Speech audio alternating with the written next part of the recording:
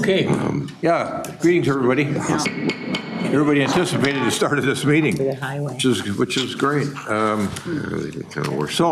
Happy holidays, everyone. I just want to tell you all what a pleasure it's been to work with you this year. Just a great tab. And we're losing some really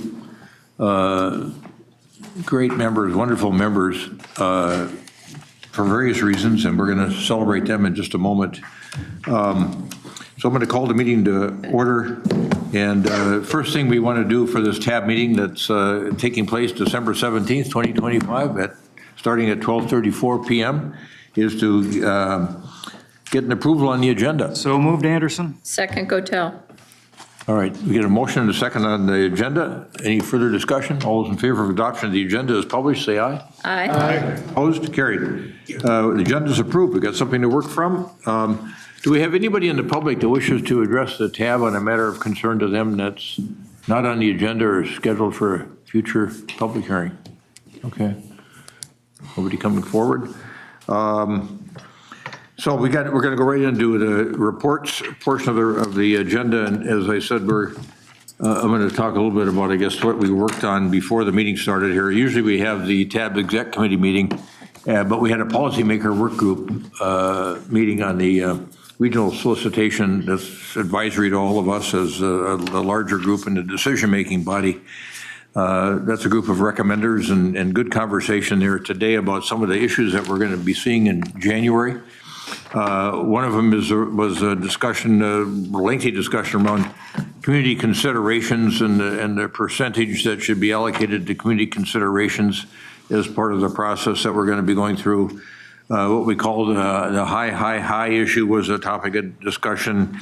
Issue whether the regional trails should be equal to the regional bike transportation network, the RBTB. Year-round maintenance on trails, that was an issue. And do we want to recommend an increase in funding for rideshare? And that's going to be coming up as an issue too. So that was just kind of a quick overview of what we talked about there. And then I want to get to celebrating these folks that have served us so well. And I think two of our members are not here. I don't think Katie Cashman or Carl Crimmins are here. We've got certificates for them. I think I see Bridget back there. Bridget, you want to come up and we'll take care of Carl first. And Bridget, come up. And I don't know, are you doing photos these days? All right, we gotta move over. They're doing photos.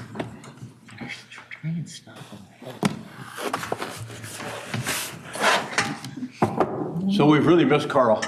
You know, just his contributions and his presence. He's such a steady hand and a calm guy. And having get hurt over a year ago now was really tragic for him and a loss for all of us. And understand well why he has to kind of depart from everything, really. And so, on behalf of the tab, I want to present this, ask you to present this to Carl. Yeah, I'll turn and give him our best. And we're tell him we're thinking about him, and we hope he can maybe stop back sometime. And I don't know if you have anything you want to say on his behalf, but you're sure welcome to address the full tab and say anything you want to say for Carl. Thank you, Mr. Chair, members. I just will offer that I think Carl really enjoyed his time here with this group, and he will be very happy to get this on behalf of the council. So thank you. All right, thanks. All right, thank you. I could just say what I think all of us probably were thinking. Carl gave such professional, detailed, interesting updates. I mean, it was a highlight. It worked. Yeah, we all love the MAC, and I think we all are really proud of our airport. And those, everybody's traveling. I mean, the whole world seems like it's on the move when you're traveling.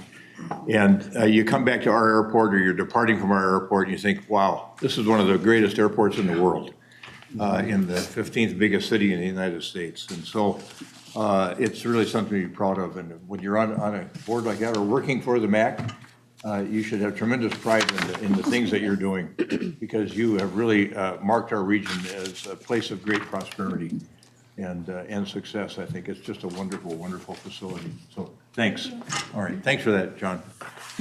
All right, and then Amity, we're really, you've been such a steadfast member of this organization and a great voice for transit advocacy and always curious and always asking really great questions that help us all understand better what's the scope of the issues that we're all trying to make decisions on.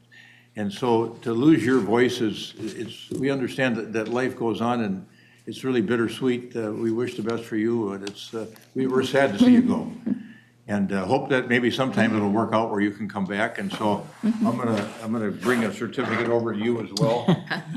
And present it to you for 4 years of service on the tab.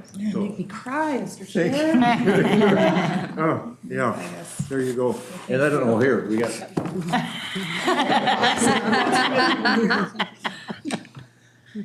I feel like, And then a few remarks, really greatly appreciate your thoughts too. he really will make me cry. I don't know. I came into this as a transit rider and someone who only knew like my bus and the bus system in Minneapolis, St. Paul. I think being on this committee has helped me understand, like, I know we joke about geographical balance. Sometimes it's not so much joking, but I think understanding what is happening in the entire 7-county area has made me a stronger advocate for transit, where it's not just like where I can go right now, but where I need to be going in the future. Like, the conversations that I've had with people, what I've heard people share, has pushed me a little bit on not being so just like, what's possible now, what's possible for me, but what will be possible for our area going forward. So thank you all for that.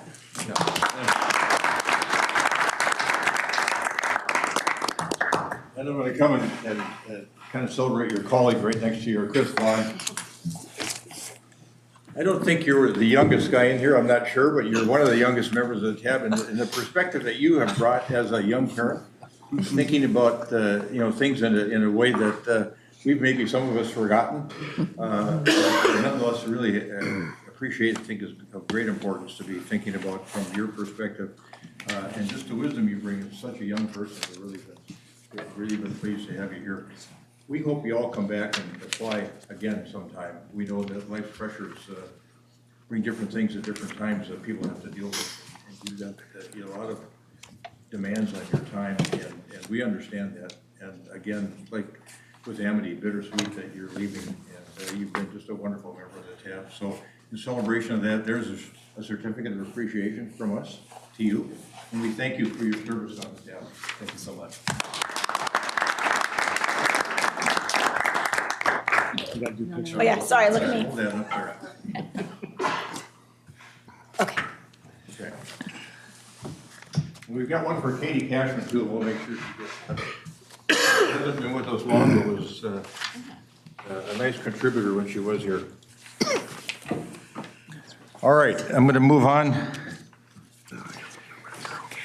We talked about the policymaker work group.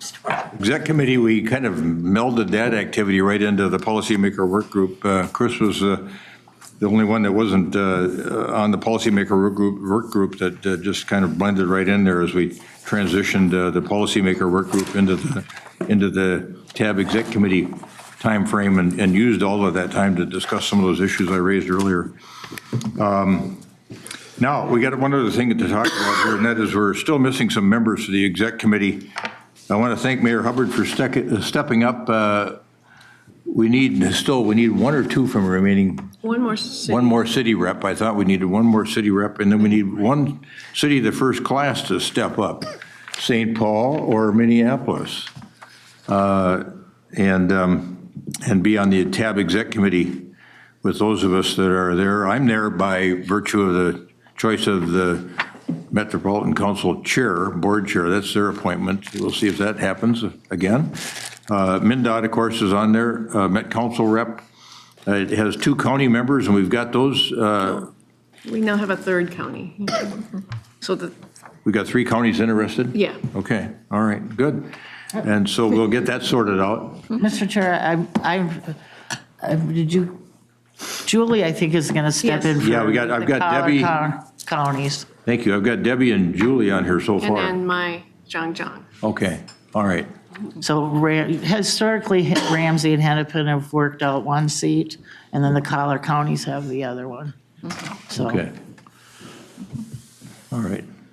Mr. Chair, what, We are we tried to- voting on a slate next month? Yes. Yeah, and what we tried to do is resolve it sort of internally without a formal election process. And so I think it would be helpful if the three of you or whoever is interested from a county got together and decide. It would be just us. It'll be just between the two of them. Oh. Collar counties solve the five of us, Yeah, and so those two have to. understood. We're not getting into that. I got your message on the traditional model. That was good. And then, as I mentioned, one city of the first class, Minneapolis or St. Paul. One citizen member, we got Peter Dugan. We need one more city member. Mayor Hubbard has stepped up, of course, as I mentioned earlier. And then Brian Martinson, is a modal rep. And we thank you for your continued service on the TAB Exec Committee. So that's it. Please let Elaine know right away if you're interested, because we need to make this decision next month. And so Minneapolis or St. Paul, maybe have a conversation, or have a conversation between the two of you and decide who's going to represent cities of the first class. All right, that's it for me. And then I'm going to turn to Connie Sahibjam at MnDOT for his update. Thank you, Mr. Chair. Sorry I wasn't here last month, but I heard Sheila was a hit. Everybody is asking for her to come. Maybe she'll be back in January because I might be out of town. But I was told to cut it down to 10, 15 minutes today, so I will. No, just kidding. I have to get this bottle of water. No. No, I'll be quick. Of course, first and foremost, talk about safety numbers, kind of where we are in the whole arena of safety and towards zero deaths. We, as of today, statewide, we have unfortunately 362 fatalities, and that compares to last year, and this is statewide again, 461, which is about 100 less, which is an awesome thing to see, although it's 362 too many.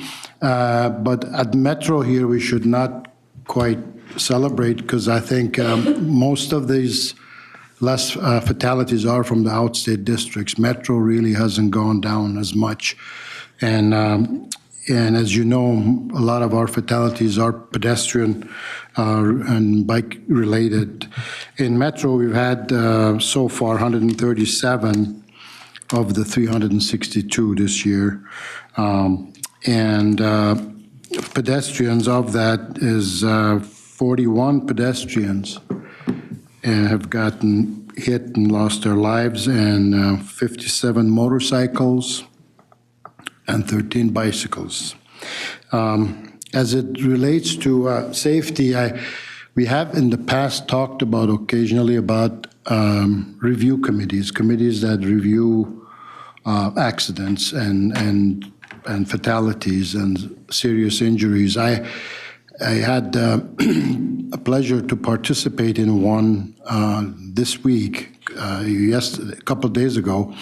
This was the Trunk Highway 7 Coalition, Safety Coalition Group. They set up a meeting which included mainly State Patrol, Hennepin County officers, some cities, Minnetonka and Shore and other cities in that area around Trunk Highway 7. And basically, and then a couple of us, from myself and our state traffic engineer, were part of that from MnDOT, to go through basically every fatality or serious injury accidents that has happened over the last 2 years. We went over the 2024 and 2025, and everyone was very, very organized with all the data, pictures of the intersection, and what the causes could have been, or what can we do to improve it. Many of them were vehicle to pedestrians, and it was very unfortunate to see. But And this is something that I've heard being discussed here that we don't do as much, and a lot of it has to do with resources. It takes time and effort for somebody to put these together. And I was talking earlier to Carla of Hennepin County. It sounds like Hennepin County is looking to do that for their county.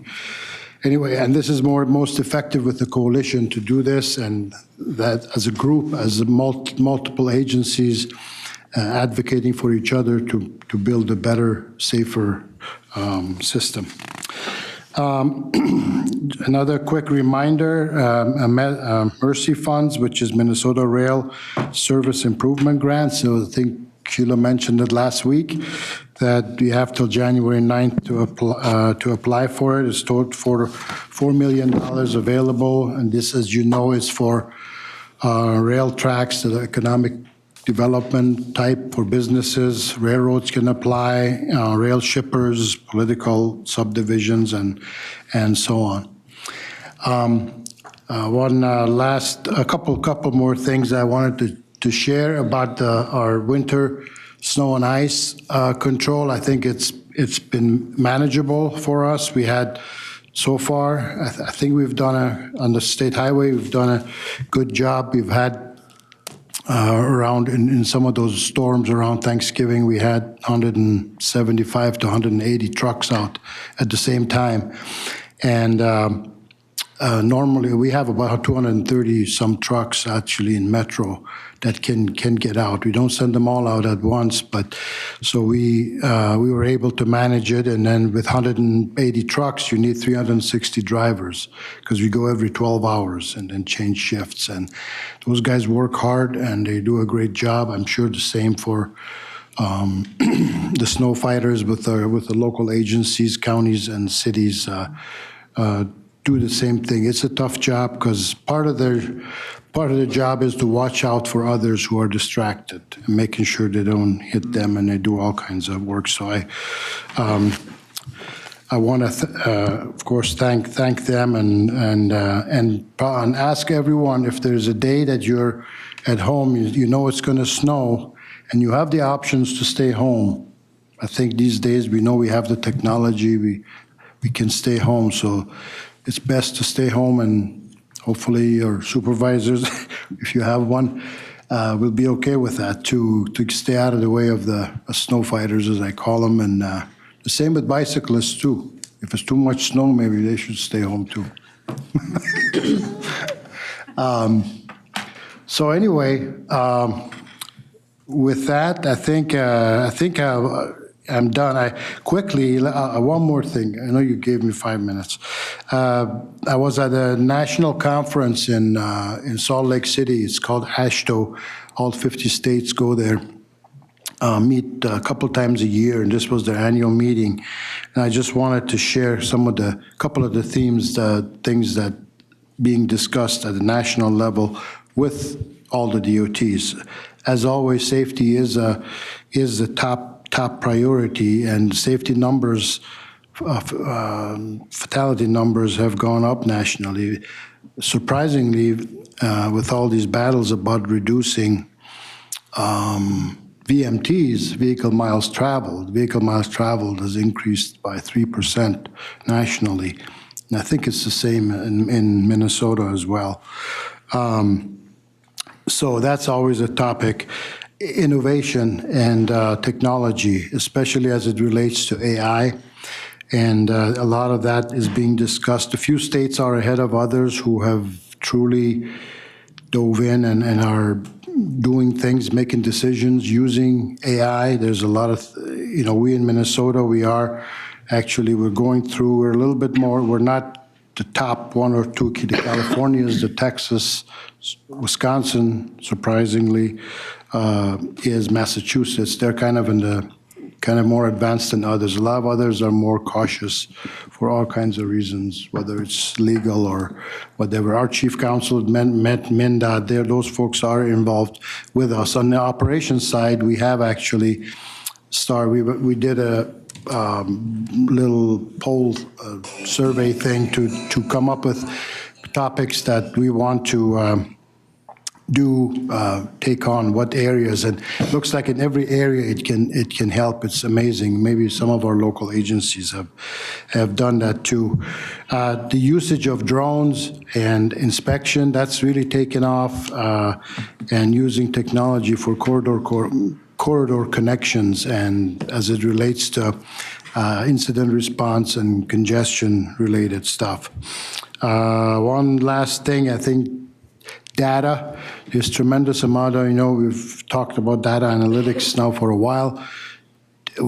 Agencies like us, we have a tremendous amount of data, but I'm not sure if we're fully have a grasp on how to manage it, and what data do we actually have that we can govern better. So we have a lot of emphasis on that, and that's being discussed at national level, of course, to make it more data analytic and data driven. Everything we talk about is based on that.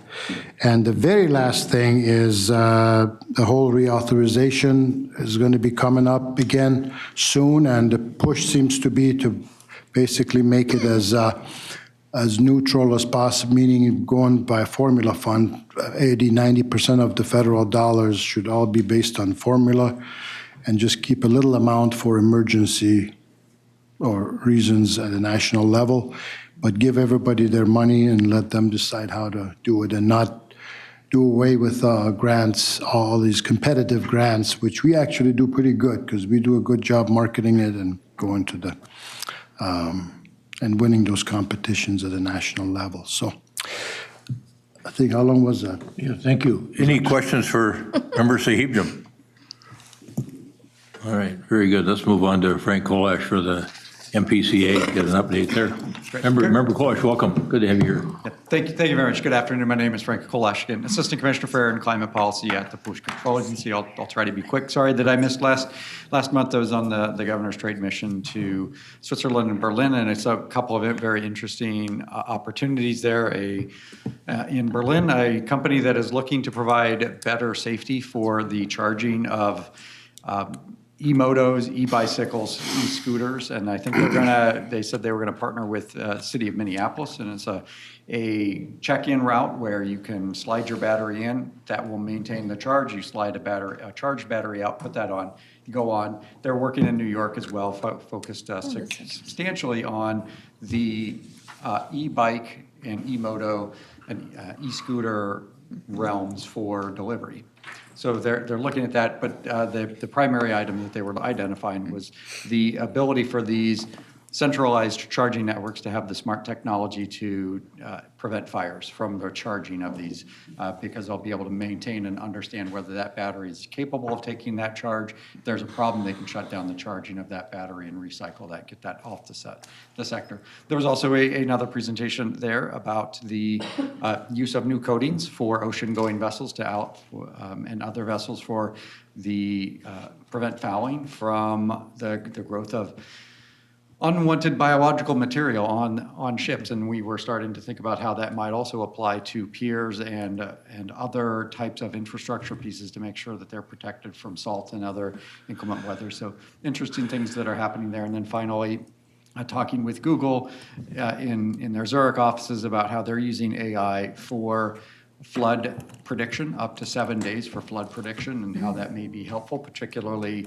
in the U.S. as we see pullbacks from the federal government support of NOAA, NASA with their Earth Observatory, and then FEMA as well. But we're looking and thinking about how we may be able to bring that even to a more local scale to better understand where flood risks may exist, so that there's better predictability and better preparation available for Minnesotans. On other items for Minnesota, I'll start with the bad news, and that is the federal government, under the Department of Transportation, the National Highway Traffic Safety Administration, proposed to weaken the fuel economy standards for the country, called the corporate average corporate average fuel economy, CAFE standards. What they will essentially do is pull those down. It represents about a 31% decrease by 2031 in the fuel economy of the fleet. They will no longer bring in electric vehicles or plug-in hybrid electric vehicles into the calculation of that.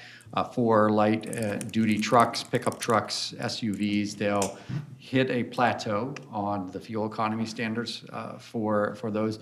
What that's going to do is, what they claim is it will save $1,000 on the price tag of a vehicle, but we know that what that will do is drive fuel expenses much higher for people because they will have to spend more money on fuel as they drive less fuel-efficient vehicles moving forward.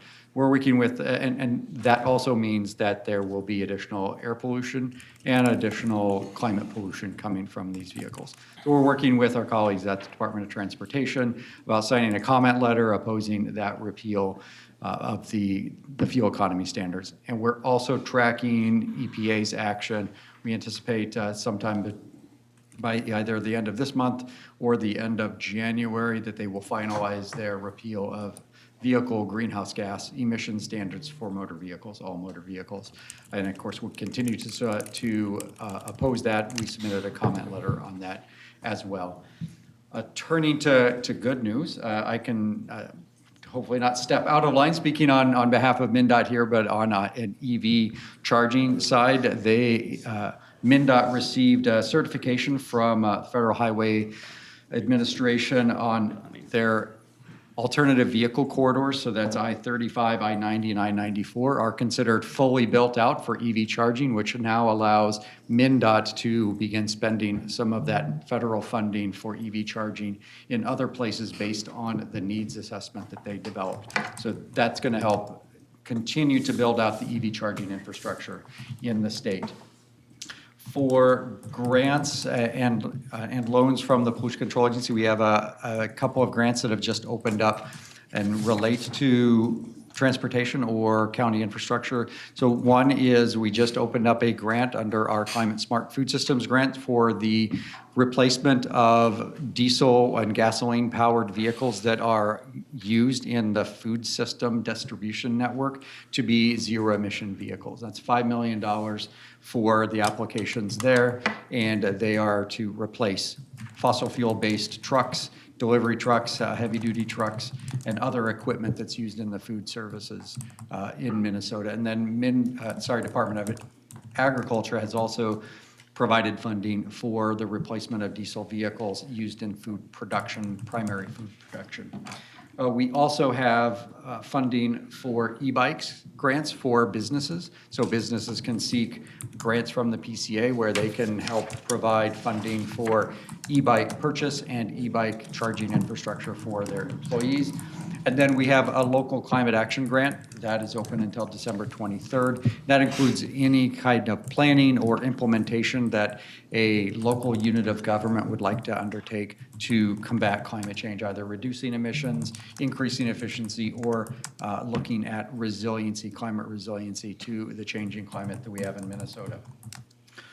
And then finally, we are in the final stages of the Climate Action Framework. We intend to be publishing that at the beginning of February after a substantial amount of public input and input from the 17 agencies across the climate subcabinet. And we're working on the final stages and be looking forward to releasing that so that it gives us a guidepost for climate action in Minnesota moving forward. And it does continue to focus on the substantial role that transportation emissions play and how we need to have a very concentrated and coordinated mechanism to seek emission reductions from the transportation sector using multiple types of tools, from transit to cleaner fuels to cleaner vehicles and safer streets and safer ways for people to get around. And that's what I have for today. Yeah. Thank you. Very interesting material there. Question, if I can. Yes. You know, Commissioner. you would refer to it as real bad news on the government standards in terms of miles per gallon. I just wonder how market forces are almost a larger dynamic. In other words, people want to buy vehicles that get better gas mileages. How do you see that playing in all this dynamic? Yeah, there certainly is a market dynamic. I think what the past has shown is that it is the fuel economy standards that continue to drive the innovation and the technology to move that forward. And so I think we're concerned about what signal the weakening of federal fuel economy standards sends to the marketplace. And I think we're concerned about, particularly in the electric vehicle realm, having those not count towards compliance purposes. And certainly, the market plays a substantial role in what automotive vehicle manufacturers decide to build and put out on the market. This regulation sets a floor upon which they need to really be sure that if they are providing less fuel efficient vehicles to the market, that they're also providing some opportunities and some options that are higher fuel efficiency vehicles, so that when they average themselves out, they can show that we're continually using less energy to move people around. But it has served as a substantial signal to the automobile manufacturers of not just for the manufacturers to meet what the consumers want, but it's also to meet the need to reduce fossil fuel use and that's for energy conservation throughout the country and protecting the strategic reserves, but also reducing the impacts of pollution from vehicles on people that live in the United States. Other questions? Remember Kolash comments? You know, one thing I was thinking. One more if I could, I probably shouldn't, but, I've wondered, with the state of the grid, the capacity of the electrical grid and so forth, what's a better choice, a hybrid or an electrical vehicle? That choice comes down to what you really need the vehicle to perform for you. I would say either one of those is going to be. What I mean is the grid couldn't support. If everybody said we're going to all go electric, we wouldn't have enough electricity.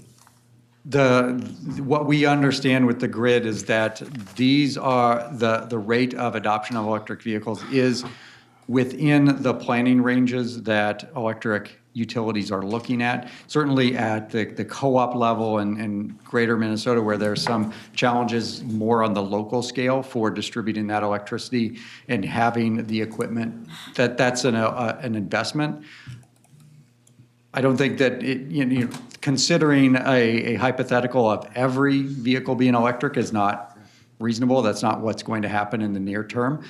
We do see that driving electric demand right now is all of the conversation around data centers, and that's what's concerning the electric utilities on there. We're also tracking what we are seeing with the growing demand of electricity and electrification of residential and commercial buildings. So we're not hearing from many utilities that they have a major concern. It's certainly on the list, but it's not top of their list for the concern and load growth due to electric vehicle charging. Okay. Member Foster. I have a question. Thank you, Mr. Chair. I have a question about the e-bikes, the grant. Is it the one for $135,000? That's the amount that's available? Yes. Cool, thank you.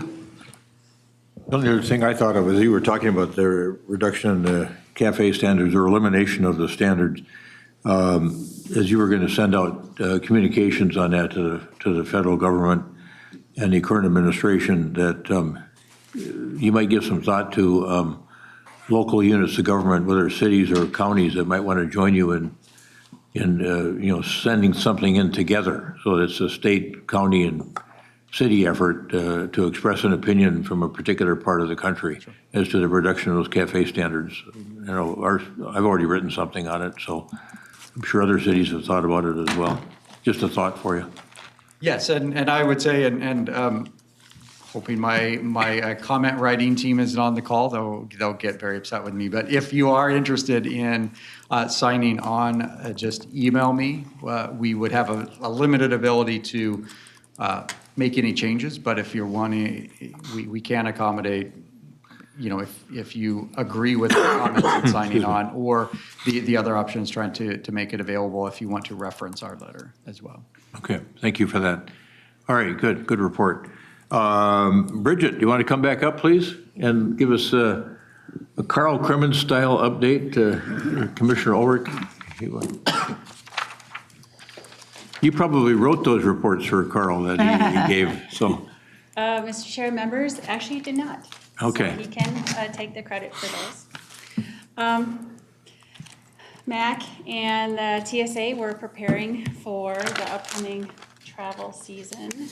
We're anticipating many days with extraordinarily high number of passengers. It's starting this coming weekend already and will run all the way through early January, with the busiest days being December 26th through the 30th, which is when I happen to be traveling, so not great planning on my part. If you are traveling though through the holidays, you can expect to see a number of fun things in the terminals. We'll have, the Airport Foundation will have many performances going on throughout the holidays. They're offering free gift wrapping on December 23rd if you happen to be bringing a gift along with you. The retail shops will be having sidewalk sales tomorrow and Friday.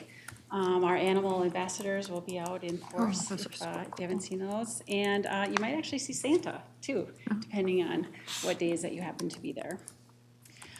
Last week, MAC and Delta held a joint press conference to celebrate the completion of our concourse and gate modernization project. So this was a $240 million upgrade to most of the concourses in Terminal 1. So new terrazzo or carpet in the walkways, new lighting, wall coverings, column wraps. One of the best results are the new gate signs, the display signs that you can see from a very long way down.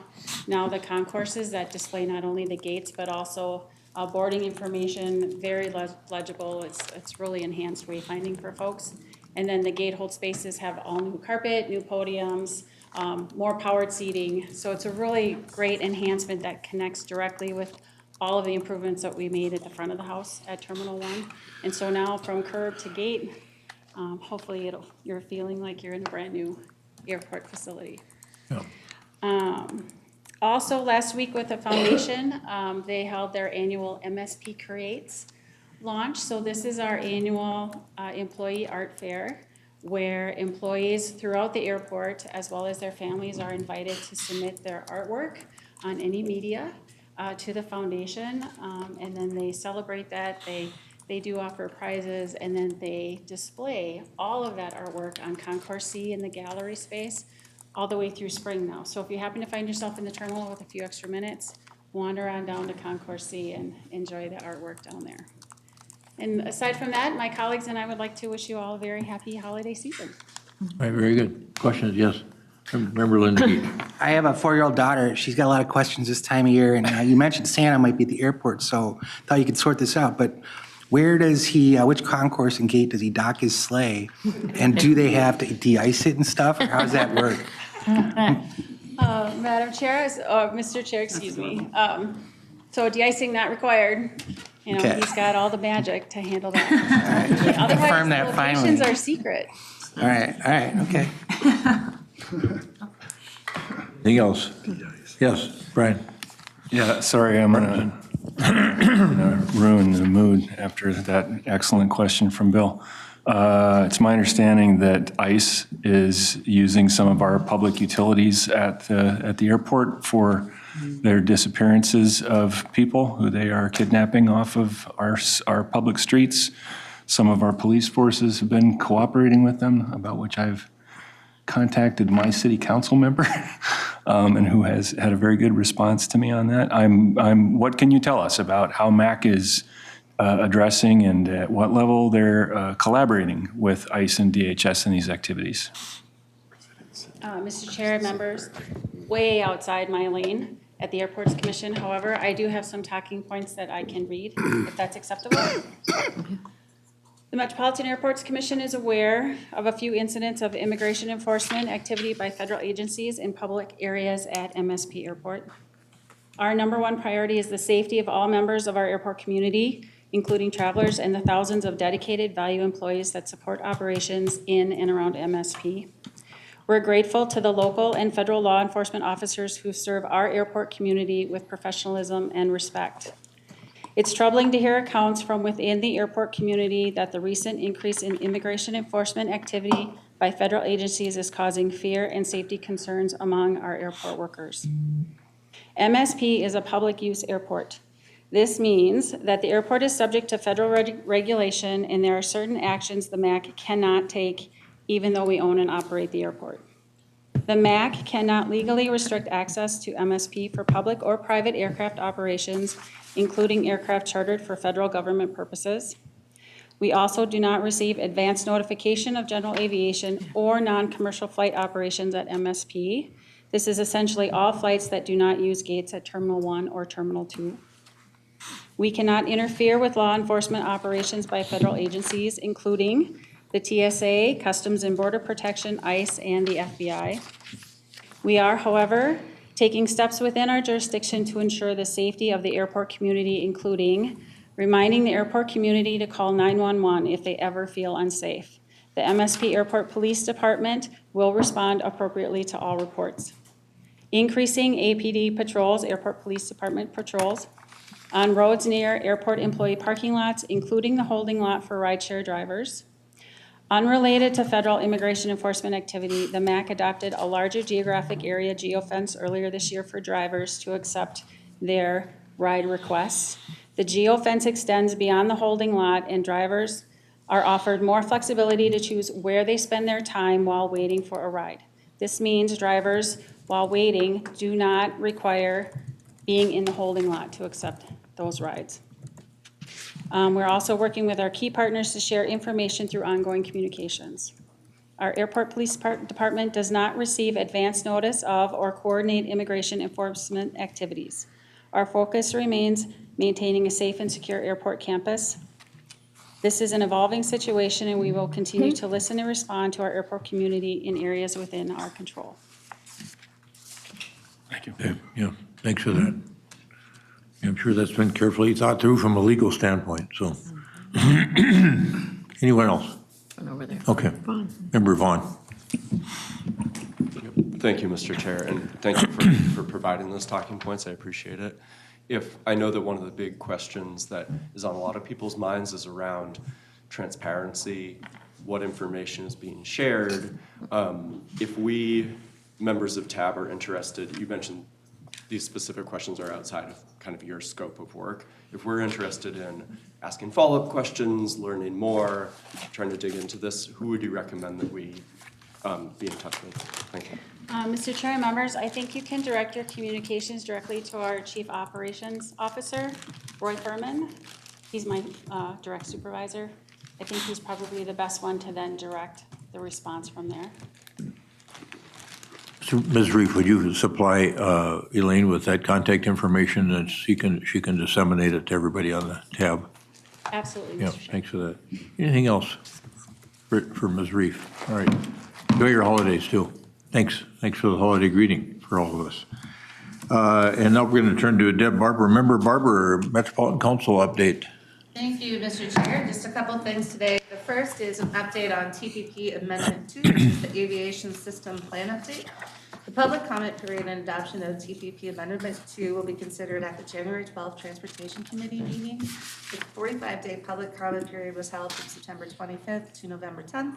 The public hearing was held at the October 27th Transportation Committee meeting. No public comments were made at the public hearing. 4 public comments were submitted by the comment portal and email. 2 of the 4 comments focused on suggestions for air service changes at MSP Airport. 1 comment related to access at MSP for both vehicle pickup and drop-off and transit access from the north suburbs. 1 comment focused on sustainable aviation fuel advancement and the need to ensure fuel products are harvested in a sustainable manner. The public comment report will include responses for each comment, but further changes to the document are not anticipated to be needed due to the comments received. TPP Amendment 2 Aviation System Plan Update is anticipated to be approved and adopted by the Metropolitan Council on January 28th, 2026. And then after that, well, the exciting one is the E-Line is launched. So on December 6th, so this replaced Route 6 going from Minneapolis to Edina. It was a great event. It was, thank you, Mayor, for speaking there. It was a very, very lovely event. And if you get a chance to go out and ride it, I'm personally very excited coming from the Southwest Metro that my, new point of access to the transit system is to park at Southdale Mall, which is not that far because I can see on the E-Line it connects me to the system. So I'm very excited for that. Last update I wanted to give you, the Metro Transit Police Department had a record hiring year in 2025 with 45 new people joining the agency over the course of the year. This number includes civilian staff, community service officers, trip agents, and police officers. On Wednesday of last week, the class of 2025 gathered at Met Council so we could have an introduction to all of them and a little celebration for them joining the department. We are really, really thankful to Metro Transit Police Chief Dotsett for his really focused efforts in this area, because as we're expanding all these lines, 3 new lines this year. Next thing, big one will be Green Line extension in early 2027. And we need to have staffing in place for that, and that includes the safety and security team. So we're really appreciative of it. It was really nice to meet them all. Thanks for that. That caused anyone to have a question for Member Barber? Just a follow-on comment. That was a great event. That Saturday morning, really good turnout. Both U.S. senators there. Went down the pecking order. The local government people were way at the end of the caboose, you know. So you had to think of something different to say than everybody else had said before about public transportation. But it was a good event, and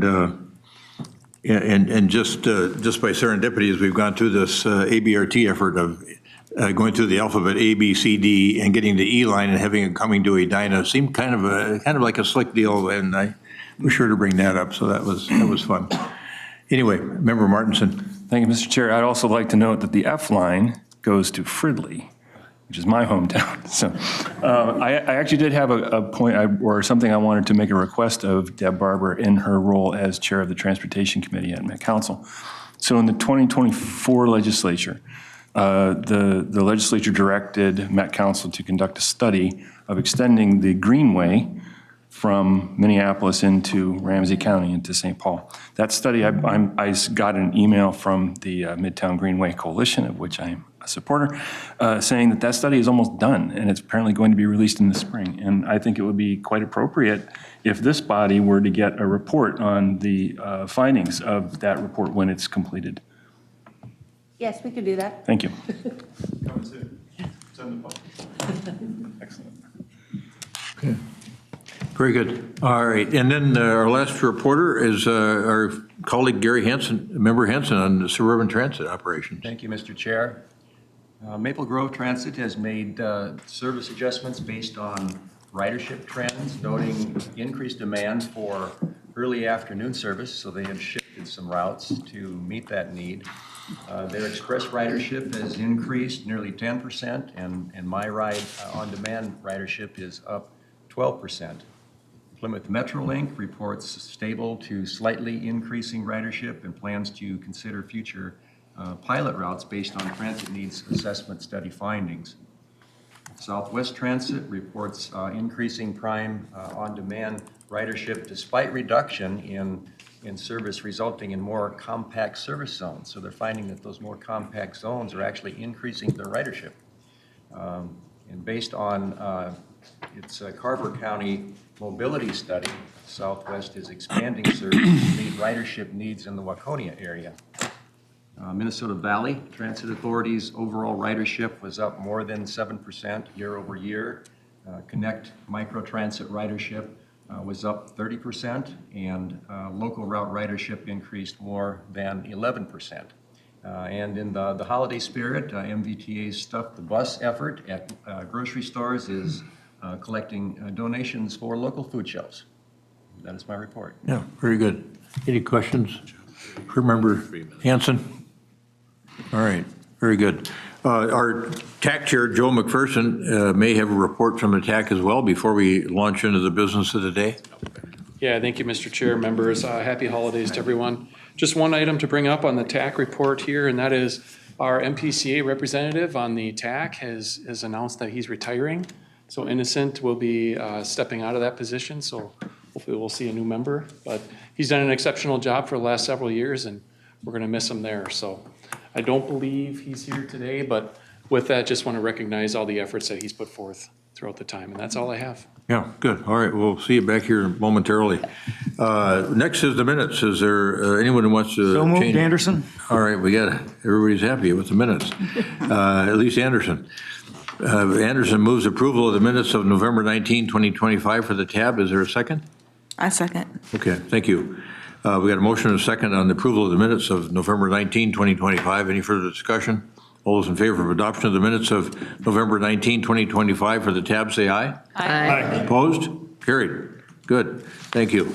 And now we're on to the business of the day, starting with the consent agenda. Is there anyone in the tab, on the tab, that wants to remove one of these two items from the consent agenda? Okay, all right. Let's hear a little bit about both 44 and 45 and hear what the TAC had to say about them. And both those, I think, are destined for the tip, coming in as tip amendments. Yeah, that's correct, Mr. Chair. Thank you. So item 2025-44, recommendation that the Metropolitan Council adopt an amendment to the 2026 TIP to add the St. Paul Transportation Safety Countermeasures Project to the TIP. So what that is they had applied in 2024 for a Safe Streets and Roads for All grant for implementation. In order to apply for that, you also have to have your plan in place. That's step one. So they had that in place. They received the grant funds to the tune of almost $16 million. And then on top of that, they benefited from the state's program where they will match some of those IIJA competitive grant cycles. So I think it was $3.9 million of match from that state program. So led by St. Paul, it was unanimously approved by TAC, and that item moved forward. So. All right, good. Any questions for Chair McPherson on 2025-44? All right, let's move on to 2025-45. All right, thank you, Mr. Chair. This next item is some modifications to a number of projects on the TIP.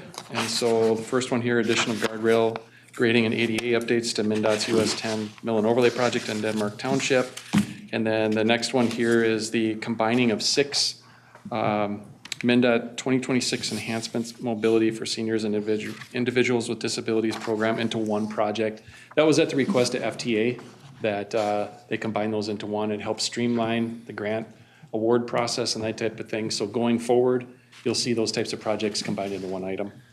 And then there's also the increased cost of adding a pedestrian bridge to the Trunk Highway 65 interchange project in Blaine. And the last item there, increasing the cost of removing one pedestrian bridge from the Highway 8 project in Chisago.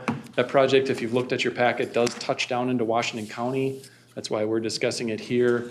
There's some substantial cost increases there. I think it's to the tune of, it was almost $35 million. There was a number of environmental issues that project had to work through to address in order to get that project to move forward.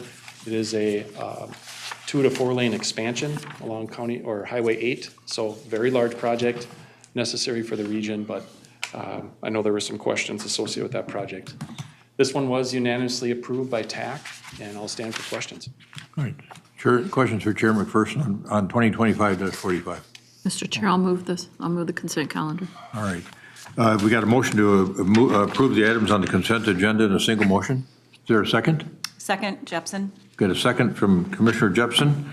Any further discussion? All those in favor of adoption of the items on the consent agenda, 2025-44 and 2025-45, in a single motion, say aye.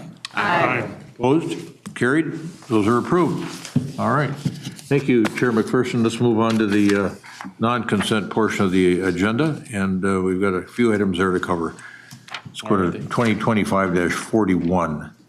Yeah, thank you, Mr. Chair. And actually, this first item, I'm going to turn over to Mr. Joe Whiting, and he's going to walk us through a presentation on the MAX 2026 and through 2023, or 2032, excuse me, capital improvement program as required by the statute. So turn over to Joe. Thank you, Joe. All right. Thank you, Chair McPherson. All right. Good afternoon, Chair and TAB members. So we are back for annual review of the MAC Capital Improvement Program, 2026 to 2032 this year.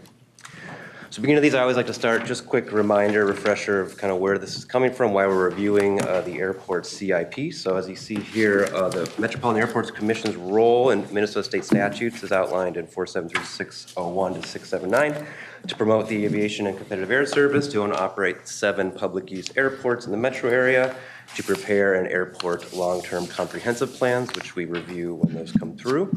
Then also finally to annually prepare a capital improvement program to implement those plan improvements which are identified in those long-term comprehensive plans. On the other side here, on the Met Council side, so it's actually the Met Council, which officially is the kind of the body which reviews and approves the MAC CIP annually. But part of our role at the Met Council is prepare that regional aviation system plan, which we'll be adopting next year, to review any airport community comprehensive plans, environmental studies as they come out, and then finally to review MAC's capital improvement program. So where TAB lives in this is really an advising role, so we review and then providing our comments to the Met Council for their consideration when they are reviewing this next month.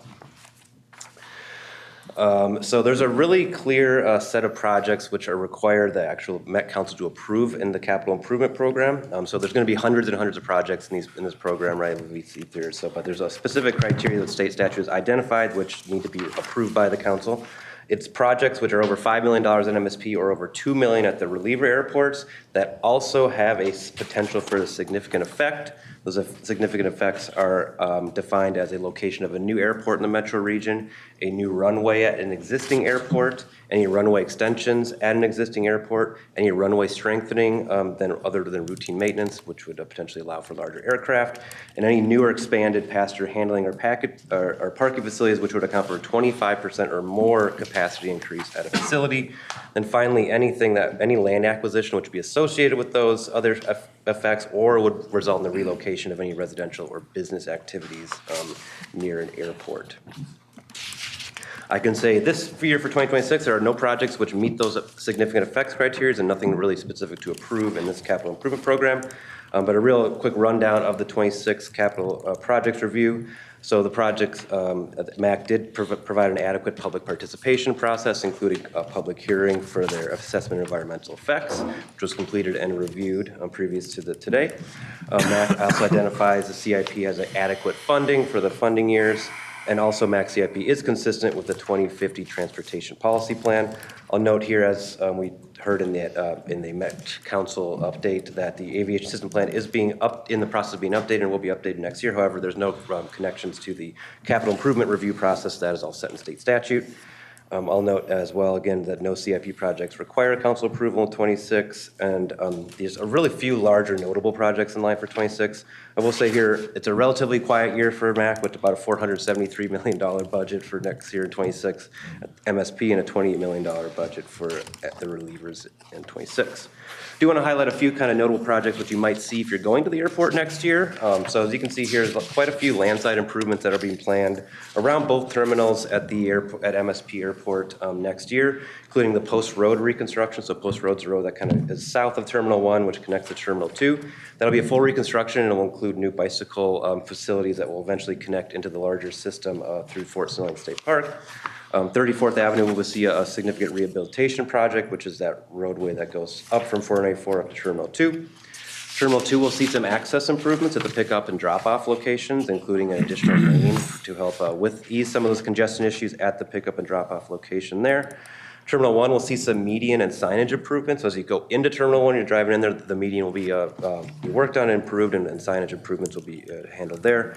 The parking garage system will include guidance system improvements to allow you actually understand how many spaces are open in each garage and could give you an understanding of where to park your car.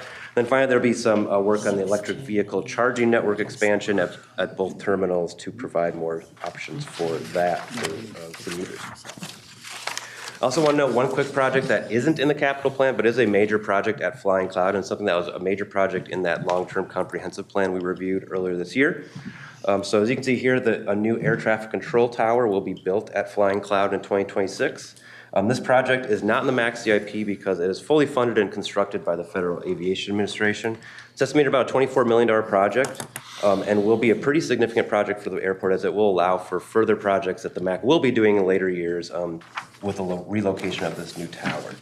The FAA completed an environmental assessment for this project in 2025, which received a finding of no significant impact and is ready to construct in 2026. Looking forward beyond 26, a few large-scale projects will be coming up in future years at MSP, specifically that orange and purple ramp. So your two ramps at Terminal 2 will see a pretty large expansion in 2027. There's a large west cargo development, so the cargo area on the west side of the MSP will be seeing a new improved development over there. The green and gold ramps, those are your two large parking ramps closest to Terminal 1, will be demolished and replaced in 2030 for about a $400 million price tag.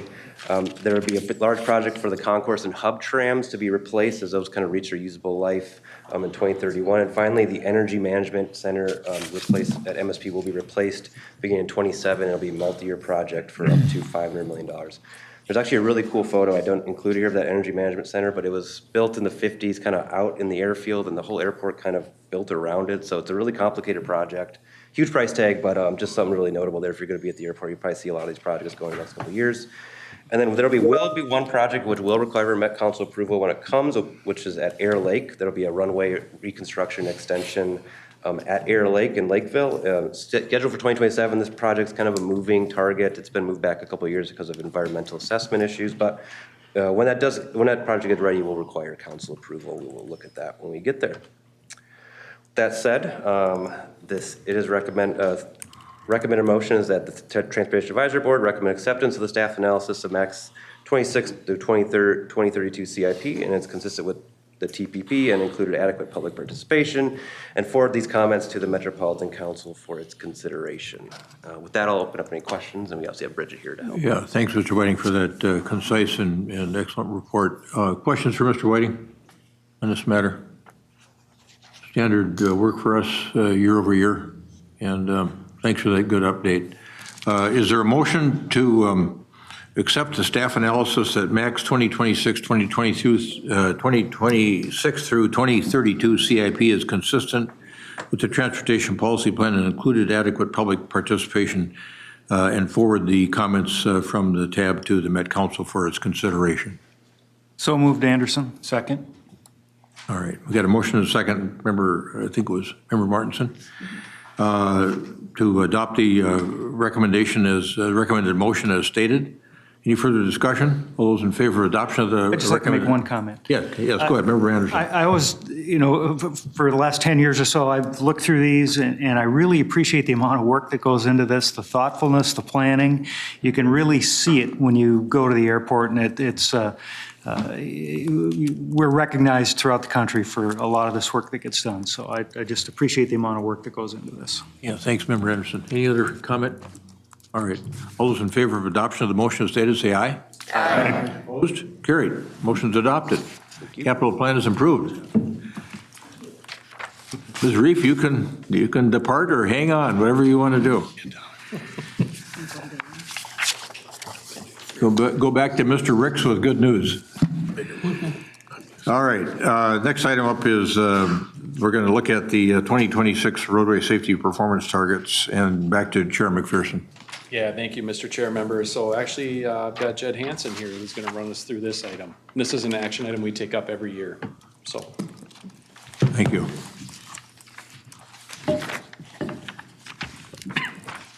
Thank you, Chair and members of the committee. Today, I will be providing an overview of our performance measurement program, the regulatory requirements specific to the safety performance targets, the methodology options that we considered at the technical committees, a brief assessment of recent performance, and a schedule of next steps. So we bring this to you today to inform you about the actions that, or the measures that are not subject to action this year, and to seek recommendation on revisions to the federal safety performance measure. We have three buckets of performance measures in the Transportation Policy Plan and our Transportation Improvement Program. Federal measures that largely reflect statutory or regulatory requirements with defined update schedules and reporting. And then a variety of state and local or state and regional measures that reflect their respective priorities that are specific to our area, some required by law, some identified in plans with varying reporting cycles. Various federal measures come before the tab for action over time. Today, we're talking about the safety measures of fatalities, serious injuries, non-motorized fatal and serious injuries. There are also safety measures for transit, as well as asset management and reliability measures and air quality measures that do not apply to our region. The safety measures occur every year.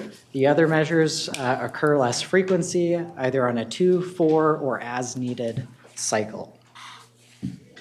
The safety performance measures for roadways are intended to inform our planning and programming processes, so the regional solicitation and similar activities, so we can reduce fatal and serious injuries on our roadways. It's also intended to track the performance of the Federal Highway Safety Improvement Program. So as I mentioned, there are those 3 whole number measures, as well as the rates of fatalities and serious injuries per 100 million vehicle miles traveled. Metropolitan planning organizations need to set a target for each of these measures, and we must adopt them annually, following some actions by the state DOTs to update their targets, and we have to take action and complete them by February 27 of each year. These measures, they do not have any consequence attached to them. We do not have local funding rules that are tied to these measures. The Federal Highway Administration does not assess metropolitan planning organizations for progress against these measures. That is different for state departments of transportation on statewide targets. There are some ways that they have to specifically spend their HSIP allocation if states do not make significant progress on statewide targets, but the MPO targets do not influence that assessment. What's the effect and purpose of these? So they are summary level reactive assessment of regional safety performance as a whole. They're here to inform your conversations as policymakers about the general direction of our regional programs, and as well as to help people like me, technical staff, and advocates to elevate and keep the issue in mind. Our planning and programming processes tend to use more detailed, on-the-ground measures to address safety in transportation investments, like the high injury streets and crash risk index that our Regional Safety Action Plan developed. Those investment processes are really our primary lever as an MPO for impacting transportation safety. I say that because these region-wide targets really have limited effect in program implementation itself, and more so are a zoom-out evaluation of how we are doing. The action before you today changes the target-setting methodology. Why change this? The plans that underlie our safety program have been updated. We have based our targets for the past several years on the Minnesota Strategic Highway Safety Plan. The targets were declining towards a medium-term goal that was defined in that plan. The 2020 through 2024 plan had a goal for year 2025, and in the latest edition of that plan, the statewide goal has been continued into 2030. Since we were basing our previous several years' targets on that 2025 medium-term goal, our short-term target matches that medium-term goal. So to continue using that method, that would result in holding our targets flat for 5 years. That is an option that policymakers as the TAB and the Metropolitan Council can consider, and we do have presented in this option today. We also considered changing the basis to a long-term target based off of the transportation policy plan. So the transportation policy plan looks out to 2050, and we have an objective to eliminate deaths and serious injuries on our roadways. Setting a target on that 2050 horizon is clear to communicate, as it is not moving and adjusting, and it's consistent with some previous direction we've had years ago that there was a desire for constantly declining targets. That said, I've been presenting this to this body for a number of years now, and the direction in any given year blurs together a little bit, so completely open to feedback to change today. When we took this forward to technical partners like TAC Planning and a selection of regional safety experts to review, there was only a slight preference for changing to the transportation policy plan-based method. Both audiences indicated pretty strongly that this is ultimately a policy choice.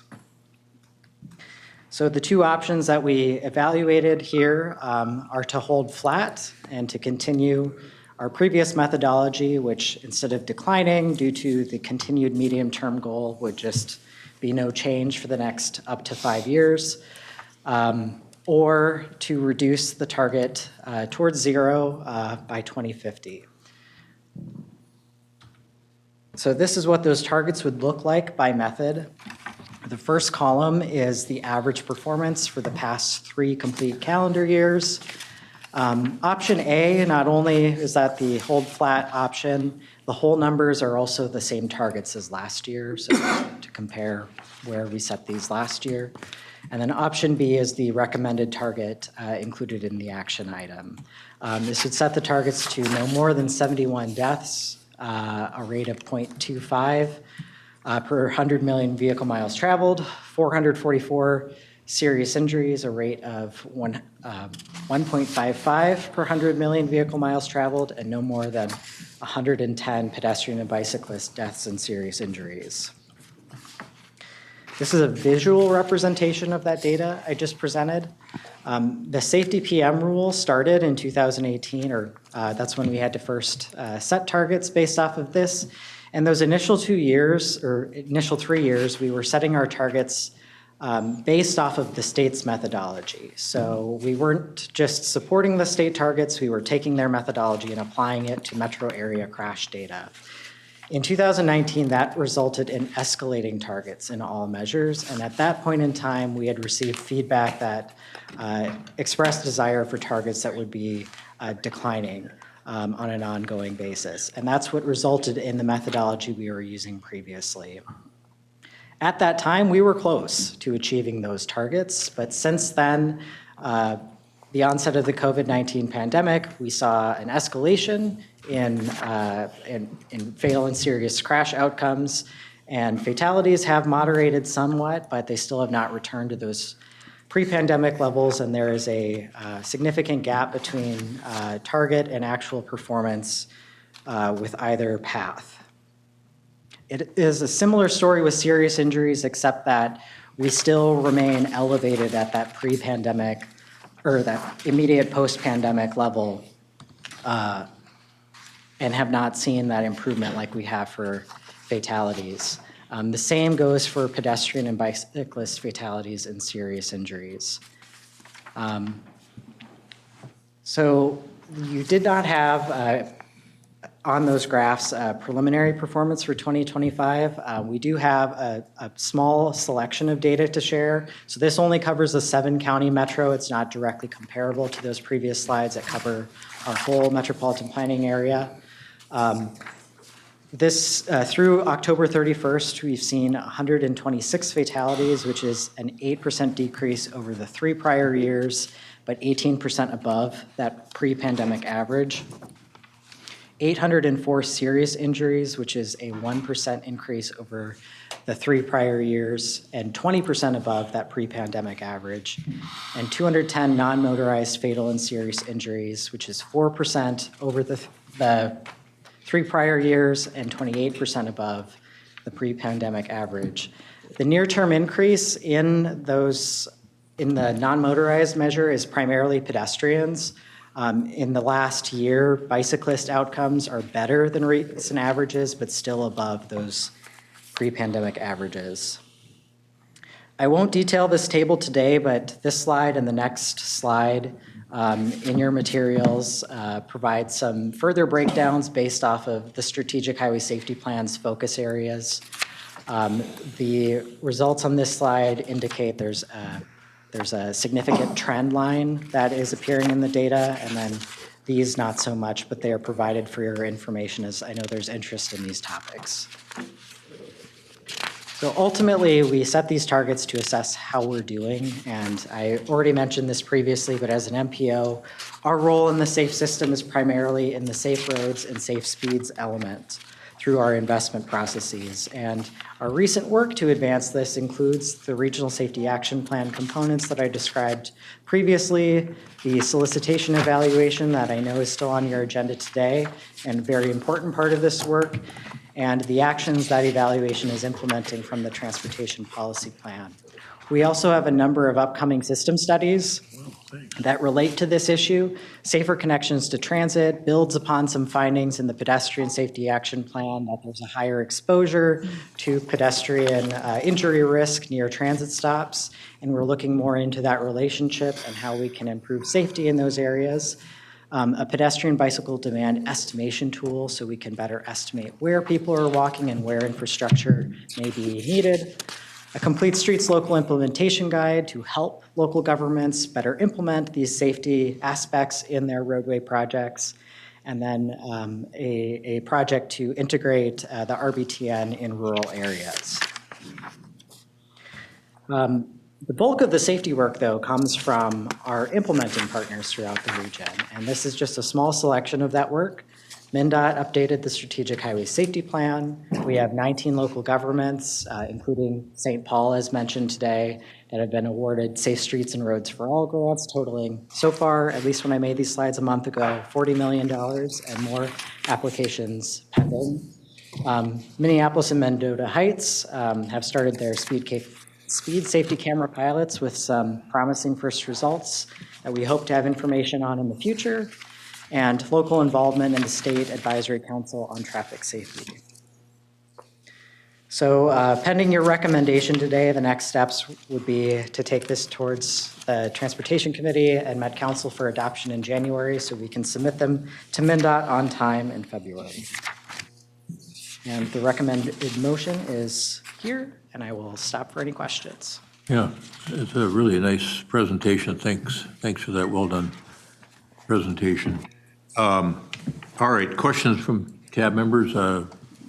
Thoughts regarding option A, option B? It looks like from your notes here that in your report that the TAC Planning Committee at its November meeting trended towards option B, towards that zero fatalities goal in 2050 is a better way to measure things. And then in the December meeting of the TAC itself, it stuck with that recommendation and suggested that the TAB adopt this recommended motion to send to the Met Council.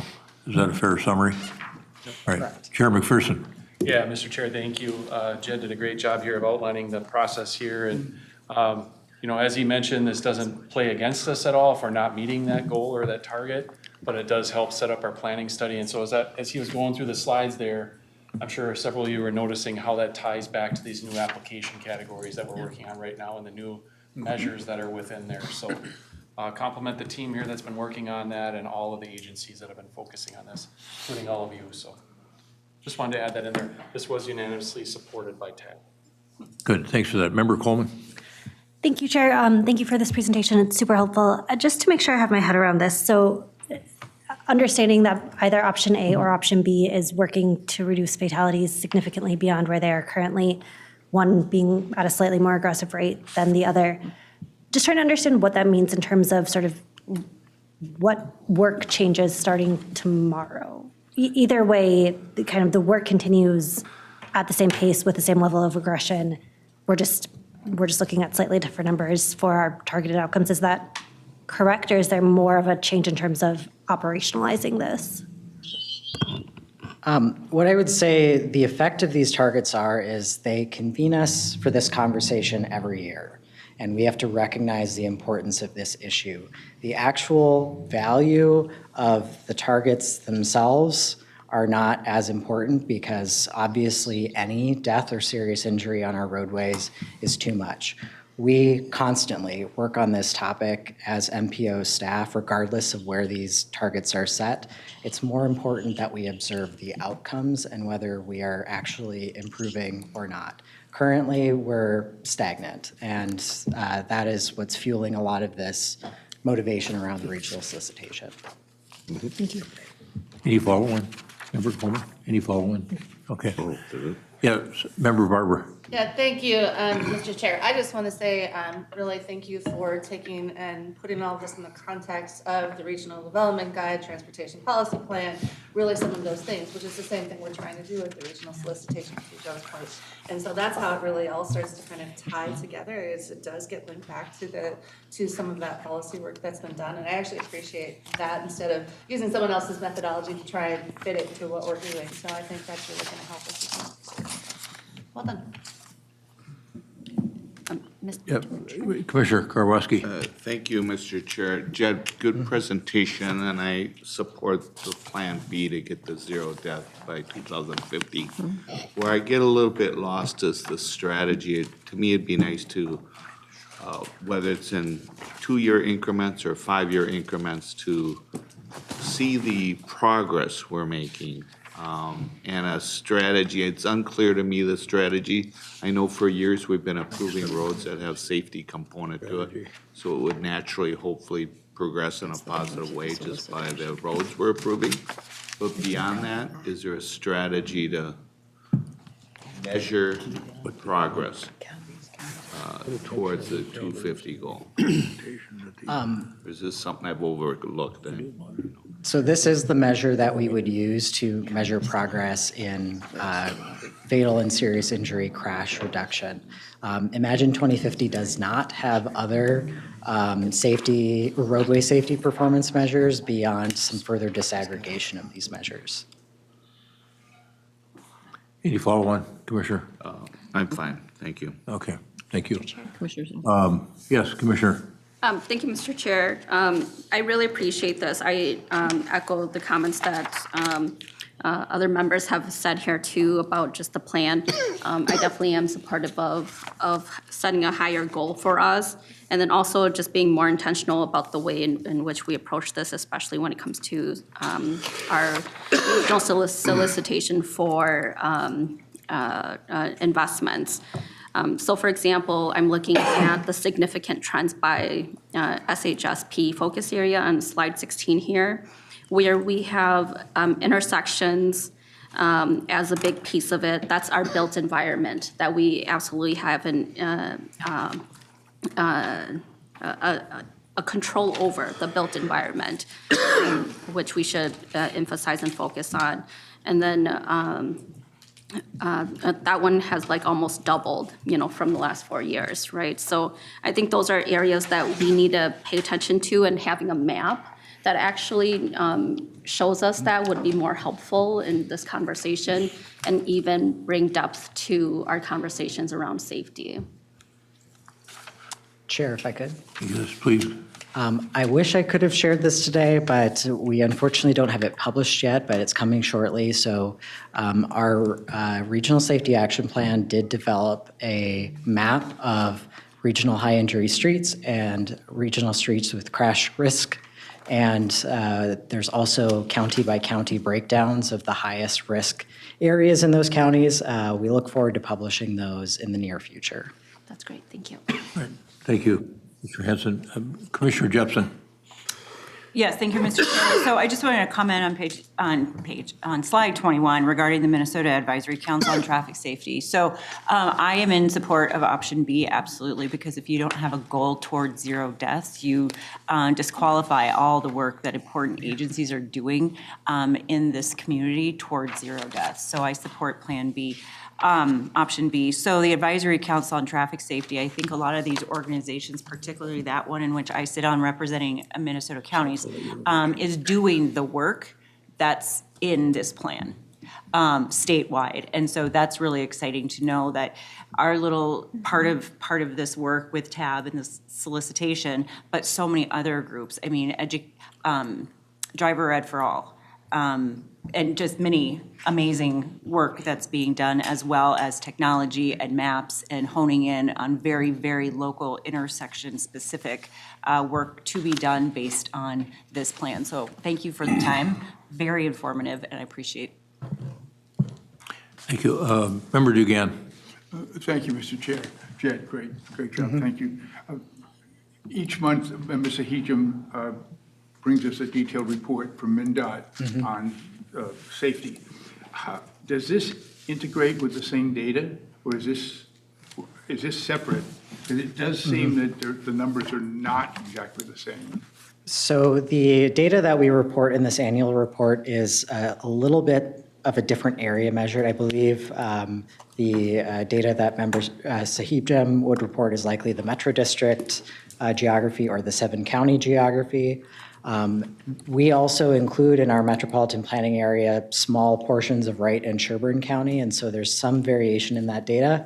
I'll also say that these data vary from month to month as crash data is validated and crash outcomes change. Crashes can change from one severity level to another based off revisions to data. Member Vaughn. Yes, thank you, Mr. Chair, and thanks for this presentation, just all the work behind it. And I know that what's before us today is this seemingly narrow kind of statutory question, and I would support option B, certainly. But just kind of stepping back, like I think about a few months ago, I took my kids on a camping trip, and we passed what had been a head-on crash on an interstate about 2 minutes after it happened, where a car, as I learned in the news reports a couple of days later, a car had like veered across the grassy median, hit a car head on. I just thought like, gosh, if I'd gotten my kids in the car 2 minutes faster, like we would have been facing that vehicle. And because I keep my eyes out for this sort of thing, I noted that there was no cable median barrier. And as I was kind of digesting these news reports a couple days later, what came to mind is, what is it within our transportation systems that is preventing us from being able to just like surge known best practice treatments and resources to the places that need them? Like, what is it that's preventing us from having cable median barriers on any, grassy median like that, on an interstate? And so I think zooming into the Met Council level, and this will be after I've departed, but I would love to see if the Met Council can explore ways of looking at kind of tracking our safety programming and how are we connecting the dots from the goals that we've set to all the things, to Commissioner Jepson's point, all the different work that is ongoing, the efforts that are being tried, and then looking and saying from a performance management perspective, what are we trying, what's working, what is within our locus of control to be course correcting and changing and adjusting where possible. And I know obviously our transportation funding and programming processes, like there's a lot of bureaucracy, we deal with that process here, but we'd just love to see us kind of like circling back to those conversations and taking a closer look and just really trying to like level up our game so that we can be getting these numbers farther and farther and farther towards zero. Thank you. Chair and Member Vaughn, the answer to the first part of your question is funding. To the second part, we currently do not have measures beyond what is highlighted here today in our long-range plan, in our performance program. That said, I can take back those suggestions about infrastructure or investment-based measures to our performance team to discuss for the future. Member Martinson, then Commissioner Workman. Thank you, Mr. Chair. I want to thank Mr. Hansen and Heidi Schellberg, Ms. Schellberg as well for their work on this. I'm a slow learner, so this is really the first time that some of these connections have clicked for me. That I've always complained in the past about setting targets is not the same thing as implementing interventions. And it's been helpful to see that what you're doing here is trying to do some assessment of what impacts we have been having through the HSIP spending and maybe to some extent through the regional solicitation spending that has been focused on safety. That's really helpful. And then that leads me to my next comment, which is in my former life, I used to make my living by writing grants to the federal government.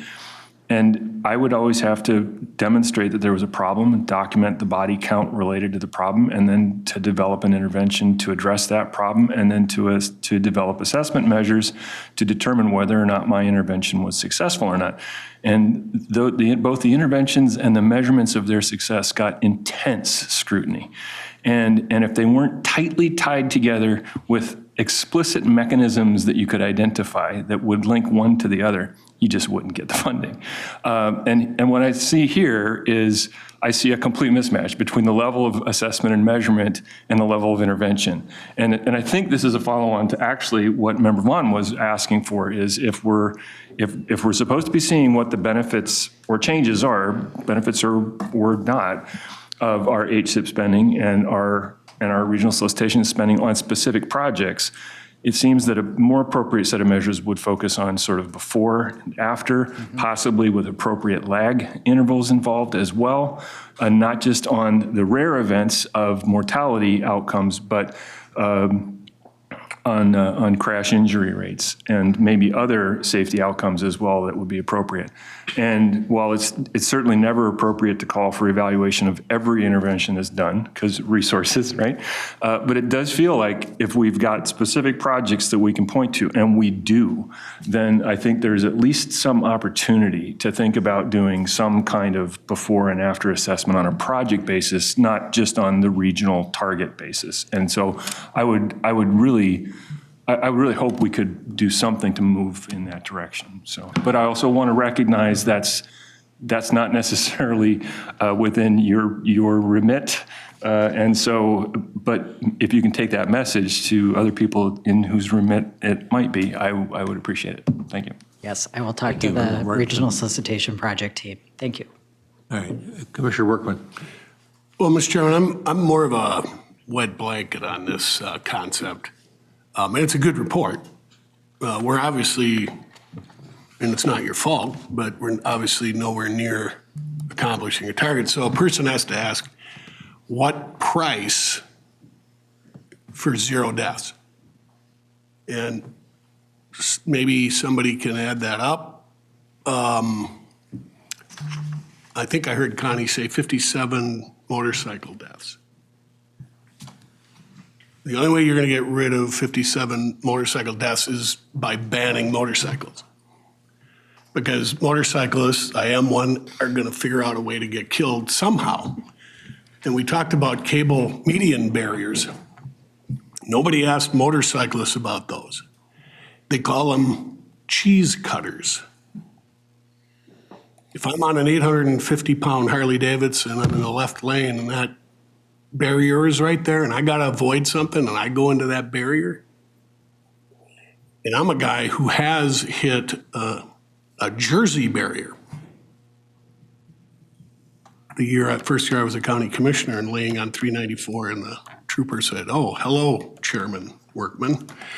But they've engineered those Jersey barriers so the front wheel doesn't grab and go. But that's not the way the cable barriers are. I know 0 deaths is a part of why Carver County has seen a proliferation of roundabouts. And I'm all for it. I think I get 3 emails a month from people who hate roundabouts. Geez, stop. But I think that's working. I've had a career in the solid waste industry. In statute, it says 75% recycling by 2030. I don't know if they're at 46. The price to get to that would be absolute eco-Nazism to get to 75%. You're gonna have to go to people's houses, grab their garbage and go through it. That's what you're gonna have to do. So, and it was a question that didn't need to be answered today, but what, do you take the speed limits and cut them in half? Do you put Jersey barriers down every county road, separating lanes? I mean, what is the price? And freedom is sort of a part of that. And so cost, freedom, again, 0 waste, 0 deaths. The government uses the word zero a lot. But what is it gonna cost in so many ways? And so, sorry to be a wet blanket, but when I hear the word 0, oh boy, we're gonna have some costs, so. Yep, thanks, Commissioner. Member Lindeke, and then Member Stevens. Thank you, Mr. Chair. I was just thinking, I was trying to look up, my mother's from Canada. I think if you want to know, just to answer your question, Commissioner Workman, is like, that's what it looks like. The gap between Canada and the US has been growing in traffic safety metrics for the last 10, 15 years, kind of alarmingly. And you go to Canada, they have the same cars we do. It's highways, you know, it's not dystopia or anything. And so I was trying to look up the exact specific numbers for comparing provinces to states, but because they use kilometers, it's impossible for me to find at the tip of my fingers. But I mean, that's what it would be like. There's a lot of stuff you can do. There's cities around the world where there have been 0 fatalities for years now. And that's really a different environment. But if you want like a more of a comparison, that's a good one to me. And I think it's important to use this lower metric level because it's easy to get complacent in the U.S. Minnesota has one of the safest road networks in the country. I know everybody's proud of that. Connie will tell you at the drop of a hat, I'm sure. Massachusetts is ahead of us, but if you compare us to other countries, then you start to see there's problems. And so having this ambitious goal is important to me. Anyway, that's my thoughts on that. Yeah, thanks, Member Lindeke. Member Sahibjam? Yeah. I don't have an answer of a dollar amount, but I would say I think the number 0 was decided upon because what other number do you want to choose? There's no other number. By the way, I have all the Metro counties numbers here. Carver County is doing pretty good. I mean, they only had four fatalities, 1 pedestrian and 3 in a vehicle compared to others. I don't want to peg counties against each other. Everybody else is in double digits, but maybe you're doing something right over there. But I think to get to 0, yeah, I mean, you won't, but I think if you look back, when we've been able to truly make a difference in the numbers is when we've done something, what's the word, drastic or something that's truly changed things. For example, when there was debates in the legislature about seatbelts. I mean, maybe you were there back then. I remember folks were talking about it's real simple. If you pass the law, you cut the fatalities in half immediately. It's like a no-brainer, you know. So that resonated, and that's eventually how it went. How it happened. Then in 2003, we went through the whole 4E. We were around 800 in the state of Minnesota, 800 fatalities. We did the education, enforcement. It's a big deal. Many other parts of the world that you're talking about is enforcement. There's cameras. You go 2-3 kilometers over the speed limit. It'll take a picture, send you a ticket. I mean, we don't do that stuff. We're very cautious about doing those kinds of things. When we did those 4Es back in 2003, it cut in half from 800 to 400. But then we've plateaued. So what's the next thing that's going to make a big difference? I mean, we do a lot of cool stuff and try to, but it's kind of around the edges, you know. I don't, you know, unfortunately, I'm not being that positive about it, but you know, if you don't truly change how you do business or introduce something new, technology is a big one. Make it impossible for 2 vehicles to hit each other. Make it impossible for a vehicle to go off the road. Whatever it might be.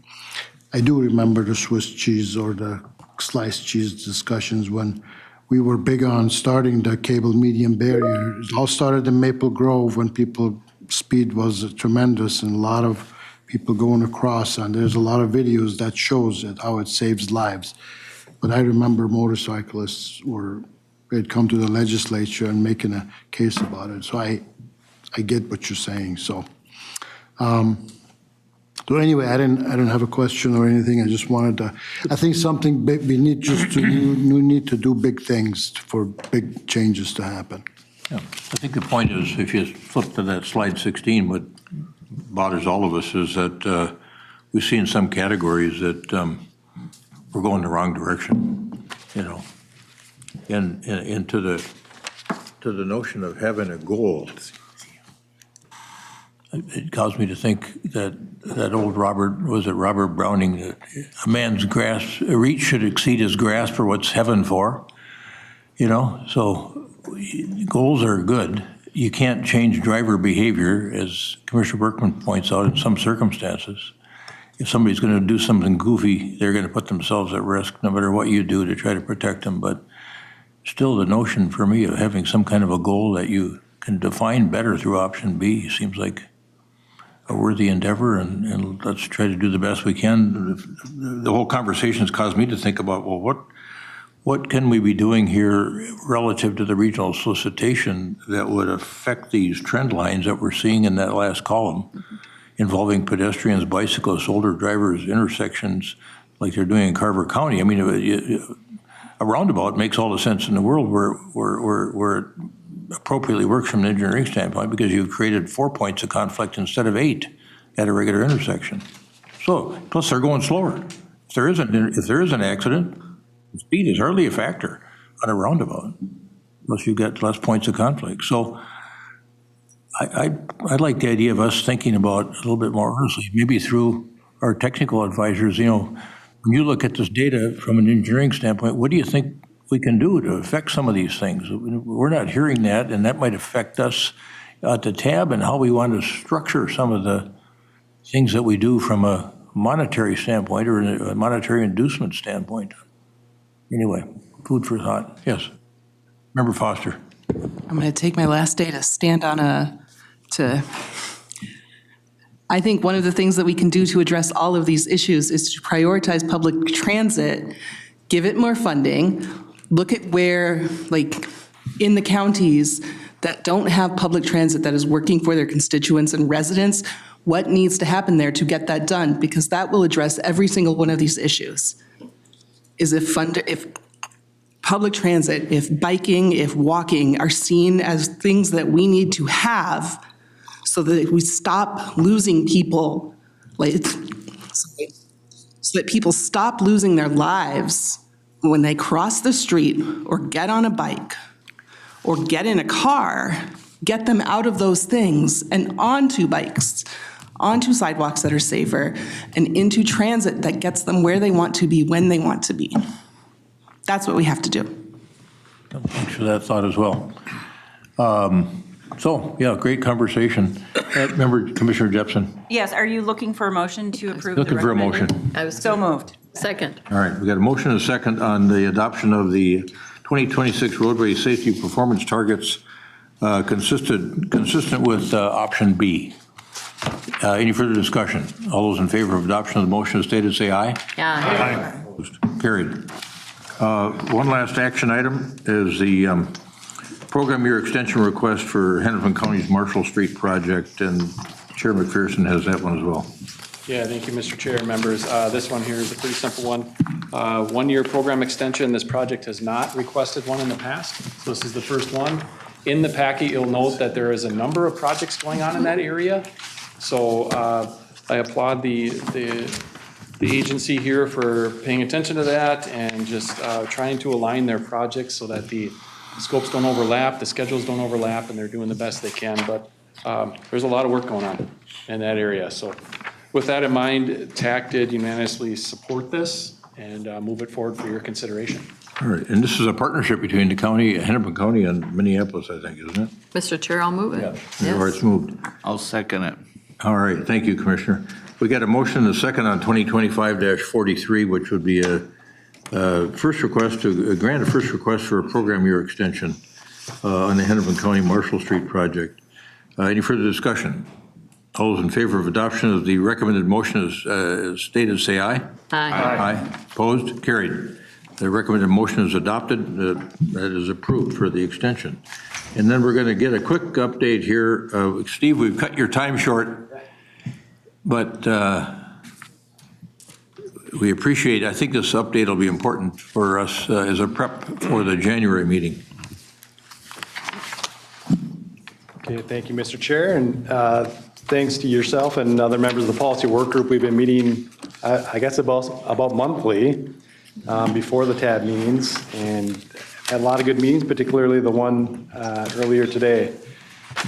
So this is the last information item before we come back to you next month for a set of action items. We want to spend a little bit of time talking about community considerations and what that is, and in particular what was discussed earlier this morning with the policy work group, and give you a sense for some of the action items that are coming before you in January. So we've already had, we talked about the application categories, minimum maximums, the funding targets, and the like already, and that went through.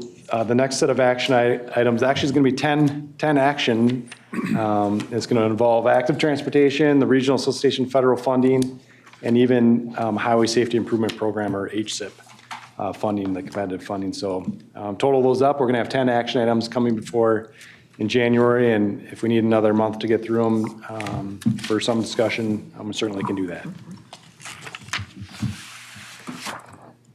So here's a sampling of some of the meetings recently that we've had, including the Met Council's Transportation Committee, of which Chair Barber is the chair of, and met with them, I guess it was last week Monday, to give them a brief update as the applications do go to the full council after the public comment period for their the final approval. That underpass idea. Okay. So I'm going to invite Allison Bell to talk a little bit about community considerations. And some of this is good background. We won't have time to get through all of it today. But she's been working for the council for the last few years here on our equity evaluation and now helping implement that through measures into the solicitation. So Allison, Thank you, Steve. Good afternoon. My name is Allison Bell. I'm the founder and CEO of Bellwether Consulting.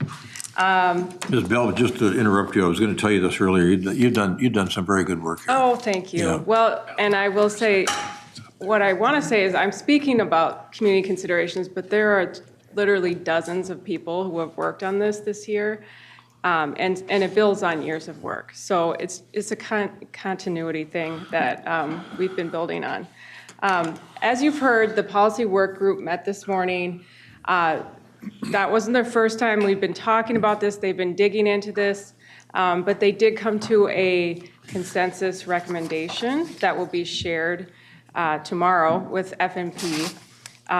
But because we have such a mixed audience here, we have policy work group members who know a lot about it, and then we have others who this is your first time hearing about it. I want to at least give you a sample of what this is. We won't be able to dig in deep, but I want you to be able to level the playing field a little bit on the information. One thing I want to say, so you are all probably familiar with the equity criteria in the current solicitation, which this is an iteration of that. This is an evolution of that. And the goal in involving it was to be as clear as possible, as fair as possible, as consistent as possible, and ensure that it applies everywhere. Everywhere in the region can score well on this. And part of that is everyone has a community, and everyone can take that community into consideration and tell the story of how they're doing it through this criteria. So I will just go pretty quickly through these. But this is a goal area from Imagine 2050 and the TPP, Equitable and Inclusive Region. And the three measures within community considerations, they map directly to the regional equity framework. So there's three parts of the regional equity framework, and there are three measures in community considerations. So this is the policy foundation for this. This is why it's so important in the regional solicitation. And I also just want to name, we have one equity policy group member here, Husniat.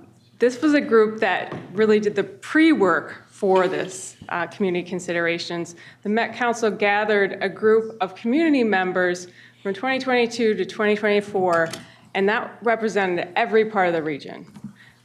There were members on the equity policy group, and they did the work that really informed that framework. So here's just briefly about the definitions that the criteria use. I think it's really, one thing we learned is it's really important to define community. People use that word in all different ways. And so we did land on a definition of community. It's very clear, and it's people and groups of people adjacent to or impacted by the proposed projects. I won't go through all the subpoints there, but I do want to call out, within communities, we have specific communities of focus.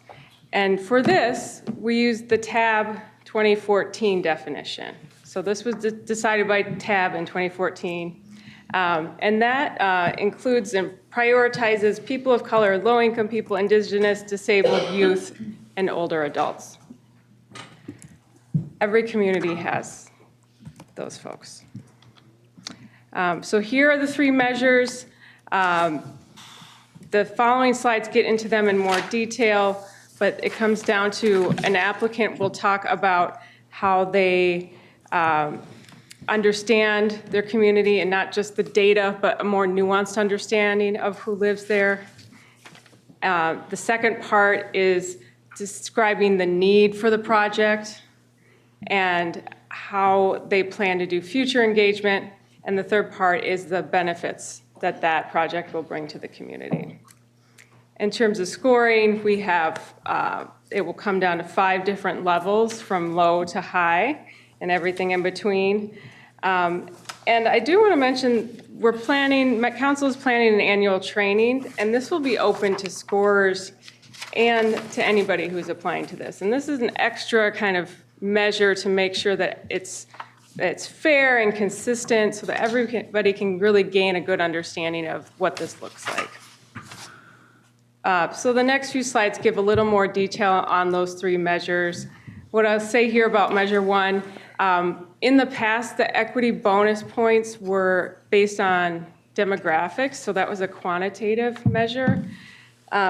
It's changed here, and it's more about, yes, we want to see the demographics, we want to see the data, but to do really well here, you have to show that you truly understand your community in terms of who lives there, what are the destinations, who goes where, when.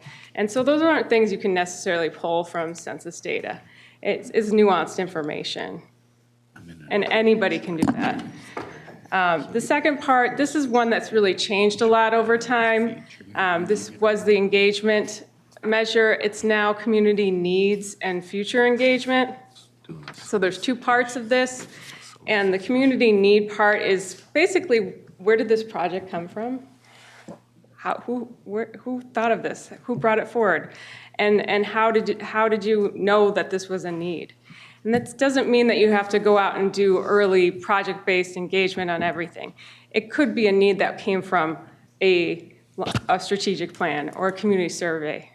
The second part of this is future engagement. And so how do you plan, once you get funding to do that engagement?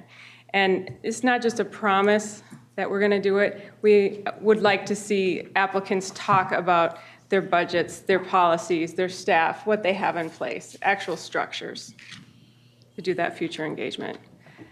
And then the third part, community benefits, I think about this is where 1 + 2 = 3. They come together. So in the first measure, you're talking about who your community is, who's going to benefit. The second one is what is their need. And the third one is how does this project benefit that community. So that's pretty clear. Again, we won't go through all this, but we've gotten a ton of feedback. This isn't even everything. It's been a really good process where it's just improved. It's been continuous improvement, and each time it's gone through, it's gotten a little bit better and a little bit refined. This scoring recommendation, going into the policy work group this morning was 20% across the board. It has now changed slightly so that it's 20% in most categories, but 15% in safety. And, some people have asked, why 20%? Why is it such a big amount, right? And I think the answer to that is, first of all, equitable and an inclusive region, that's one of the 5 regional goals. And there's no category for that. So like we have safety categories, we have different, environmental categories. There's no funding category for that. This is one that goes across all, so it's an integration. So that's why it's important to have that kind of weighting. So this is a kind of hot off the press suggestion from following this morning's discussion on how it would play out for safety. So it'd be 15%, and then the extra 5% would go towards improvements for people outside of vehicles. The second topic that was discussed this morning was a funding priority. So in the past, there had been those bonus points that could add on to projects that were especially community-driven or especially equitable. The funding priority concept is to provide funding to up to one project, each solicitation, that is especially community-driven.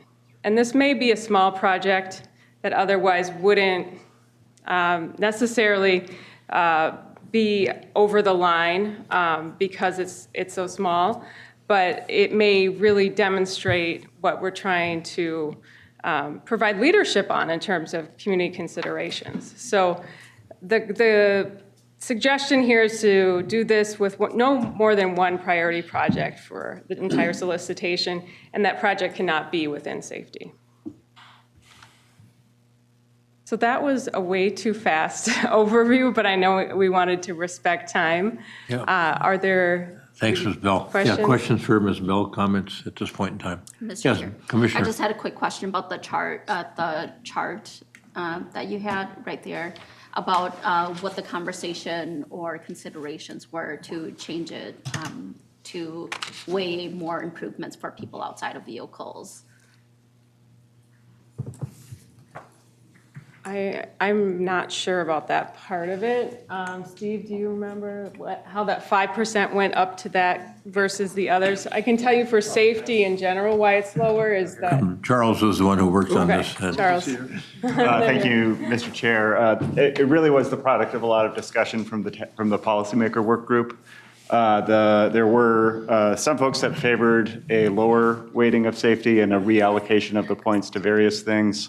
I think the specific allocation of the 5% into improvements for people outside of vehicles came in part from recognition of pedestrian fatalities and the like being a driver of increased roadway fatalities, and this weighting being responsive to that crisis that we're seeing, and that through this process and in the broader transportation plan development, we've heard TAB really say we want to make a difference on transportation safety, and this is the chosen measure.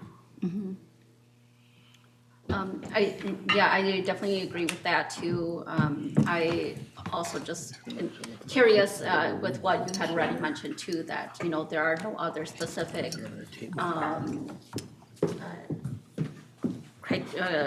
specific like program or whatnot for community considerations, and that the thinking through it was that it should be reflected in all of it, of all the work. So that's why I was just curious about why that changed, and I'm not sure if changing that would help you to be able to have that community consideration.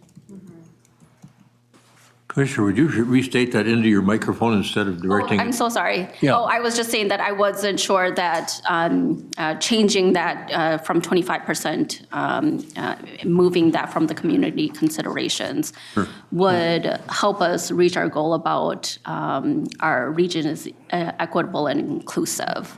Yeah, we can discuss that. Because, we can discuss that. Yeah, we wanted to give everybody a heads up on the directions that the policymaker work group was heading, and it was a compromise situation. But I think we can talk about it in more detail in January. So appreciate your early thoughts. Yeah, and also just wanted to reiterate the point of what you had already presented is that out of our goals there, we don't have one specific for it too, right? We already have a safety category already.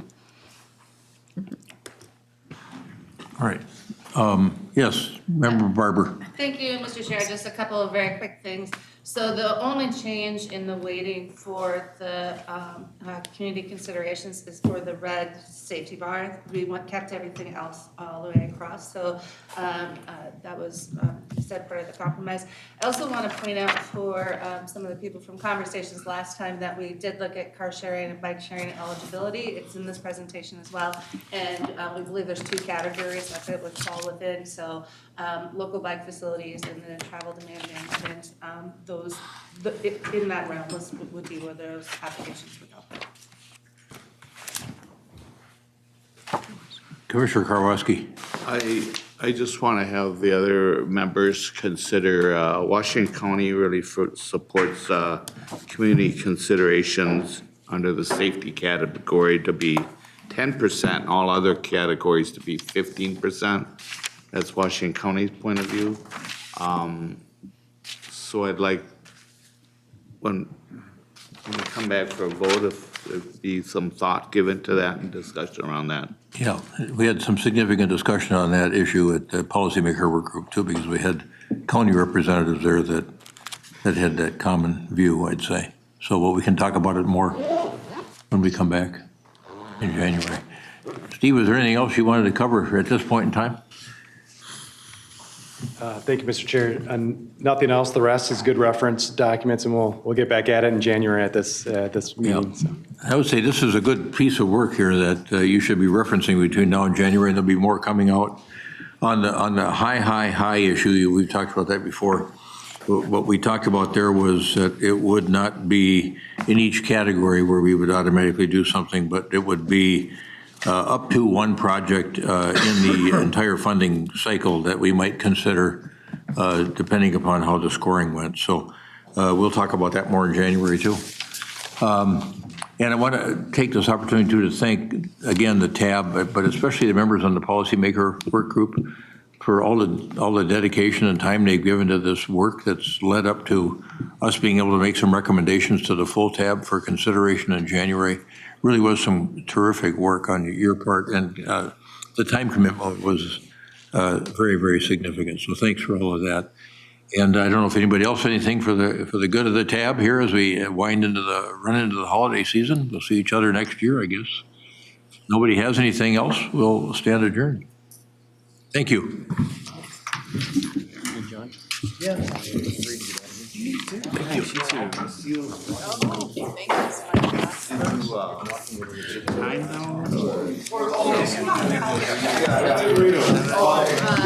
Doesn't sound very nice tomorrow. The weather. I wonder if I got a ticket over there. I hope I'm not towed. I had to park on the street. Freezing, snowing, raining, wind.